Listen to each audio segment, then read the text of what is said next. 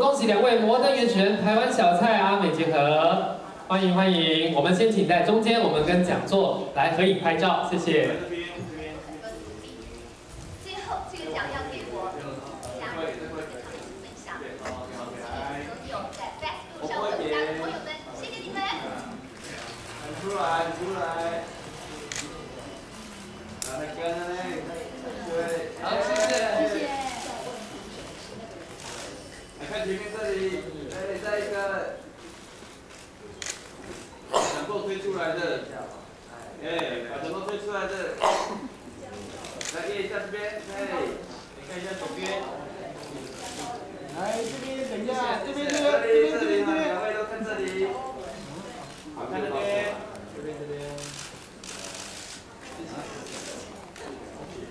好，恭喜两位！我们请先留步，我们在这边跟大家分享一下，我们从今天两位的服装就知道非常的华丽。我们这个社区节目也真的是把我们原住民的文化，用一种非常轻松的方式来介绍给大家。那可不可以跟我们分享一下这个节目之后甘苦以及我们得奖的感言，来分享一下？好，谢谢主持人。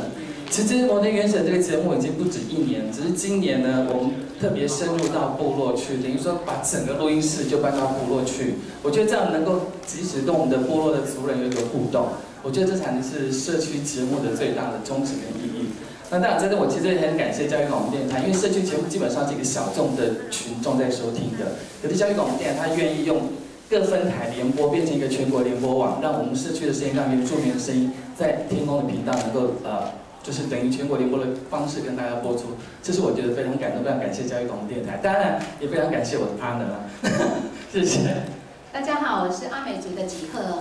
我在这个节目当中我是在用那个阿美族语的族语在讲故事。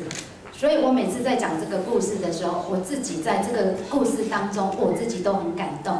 尤其我的族语已经快要遗忘的时候，又勾起了我的回忆从我小时候学的那个族语，慢慢的，我已经越来越会讲我的母语。而且我现在要回去我的部落的时候，我的族语不用再结结巴巴，我可以很顺畅的跟我的长者跟他互动，这样子。谢谢。